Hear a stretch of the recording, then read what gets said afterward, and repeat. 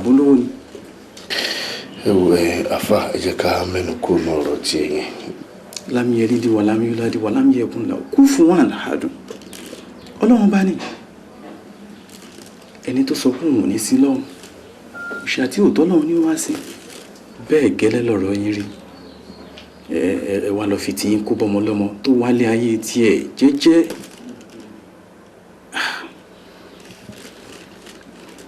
Gbogbo ọ̀nà tẹ bá ṣáà máa gbà kẹ́ bá mi fi ọ̀rọ̀ ìyanjú òun kẹ́ bá mi wá.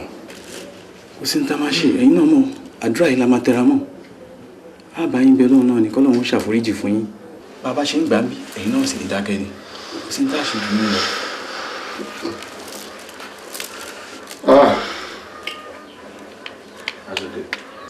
Bàbá funfun ẹ gbà mí o, ọmọ kan ṣoṣo tí mo gbójúlé ṣàdédé ni wàhálà ìwọlé àwọn ibi tó ti wá o, ẹ jọ̀ọ́ o.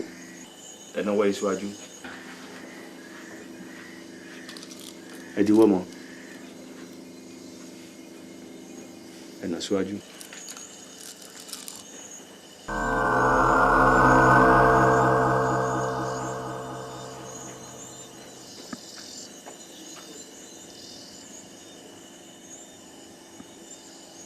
Ẹ láwọ́ yìí.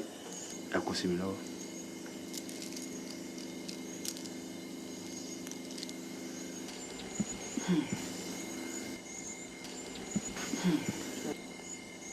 Mo mọ̀ pé gbogbo ohun tó ṣẹlẹ̀ ọwọ́ ìyàwó ọmọ mi ló ti wá. Ẹ má sọ bẹ́ẹ̀ mọ́.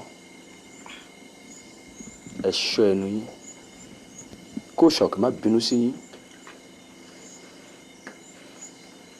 Gbogbo ohun tó ń ṣẹlẹ̀ ìyàwó ọmọ yín ò mọ kankan o. Bẹ́ẹ̀ ni ọmọ yín ló lọ fi ìrù fọ́nà. Òun ló dá wàhálà sílẹ̀. Wàhálà sì ti ń bẹ́ńlẹ̀ yìí bí ẹ bá tètè mójútó yóò kó bọ́ nílé. A kó bára òde a sì wá dá rògbòdìyàn sílẹ̀ nínú ilé. Iṣẹ́ tó wà ní ọ̀rọ̀ yìí iṣẹ́ ńlá ni. Ẹ sọ fọ́mọ yín kó tẹ̀lé wá síbí. Ṣùgbọ́n ẹ jẹ́ kó yé o, aláṣọ funfun gan kì í gbélépo rẹ́, funfun lẹyẹ iṣu tó bá ti ń bọ̀ bí ilé kèlékèlé kó múra. Ọ̀rọ̀ tó ń wà lẹ̀ kì í ṣe tí mo lè dá yanjú. Ìrìn àjò ńlá ni ó gbà mí nítorí pé ẹni tó bá máa ríṣẹ́ yìí parí ó gbọ́dọ̀ jẹ́ni tí ò tí ì mọ obìnrin. Àṣẹ ti dùn màlúù funfun bala lójú Ọlọ́run ọba ojú ilé ìbá ẹ. ṣùgbọ́n pé ikú tó pa Kẹ́mi ó sì jẹ́ mistress mi. Then dáàdì gan ìwà wọn lẹ́nujọ́ mẹ́ta yìí bó ṣe yà tọ̀ ó fọ́nì gan. Wọ́n kàn jẹ́ kí ilé yẹn dàbí jọ́ngù sí yàn ni ẹ̀rù gan báyàn àti sùn bẹ̀. Wò ó fún mi pèrèléwé ìyeyè ìbẹ̀rù kan kò sí fún ọmọ Ọlọ́run.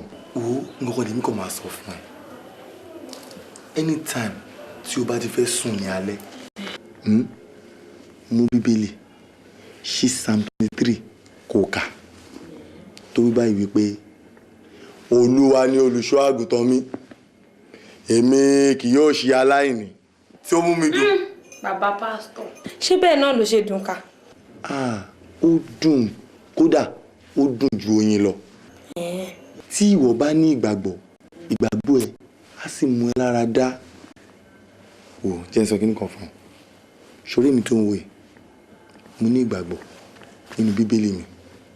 Tí n bá sùn tí n bá lá àlá kan tó bá bá mi lẹ́rù tí n bá jí màá ra gbé bíbélì mi máa ka Psalm 23 gbogbo nǹkan kí nǹkan àlàkàlà tí n bá lá gbogbo ẹ̀ ó máa fúyẹ́ lọ́kàn mi ni.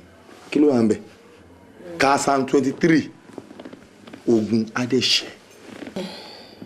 Mi ò kọ́ ló ń jẹ́ kógun tiwa náà lè ṣẹ́ o. Èmi àti màá bínú pé mo tètè jí.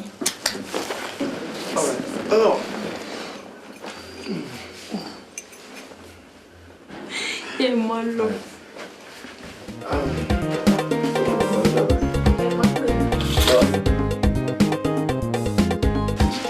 yín dáhùn. Ilẹ̀. ṣé ogun wọn ti tán? Lọ pé gbogbo àwọn aráalé wa. Ìyá yín dà. Wọ́n wà ní kitchen. Àtàyà àbúrò ẹ̀. Òun ò sí ní. Mọ́mì. Ìyàwó mi ló dé.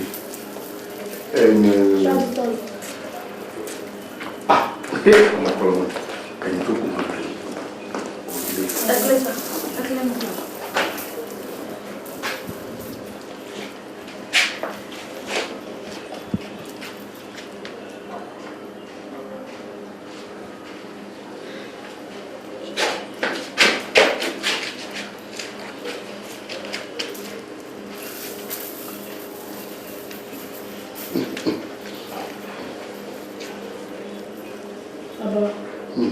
Nǹkan àkọ́kọ́ tẹ́kọ̀ọ́ ṣe fún mi nínú ilé ń pé ẹ̀sùn ìgbọ̀n tó ń gbé inú ilé pẹ̀lú nǹkan tó bá ṣe òòrùn inú ilé wọ́n gbọ́dọ̀ jìnnà sí.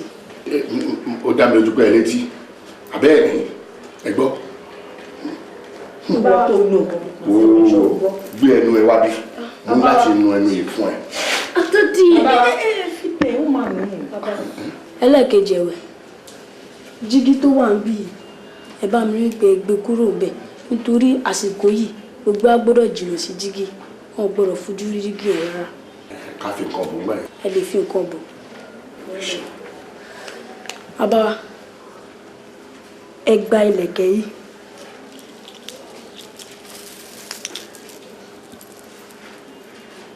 kẹfì sí gbogbo àwọn tó bá jẹ̀jẹ̀ kẹfì sí wọn wọn kò gbọ́dọ̀ lọ́kọ̀ lọ́nu nípa ọkọ̀.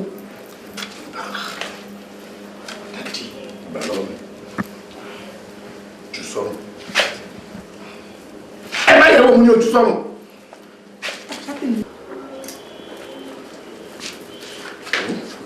Tẹ́lẹ̀ bọ̀ orí ẹ̀ kéde.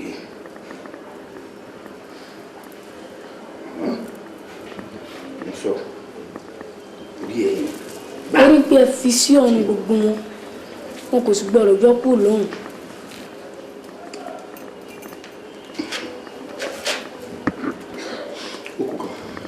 ẹ lè mú yẹn náà dání a lè rí ẹnikẹ́ni tó lè wọnú ilé wa kẹfì yẹn sí wọn náà. Àtàbá fẹ́ sí àtúndì rẹ̀ síṣẹ́. kò sí aburú ẹ wá bá mi. Orí bí wá pọ̀ díẹ̀. Àbáwá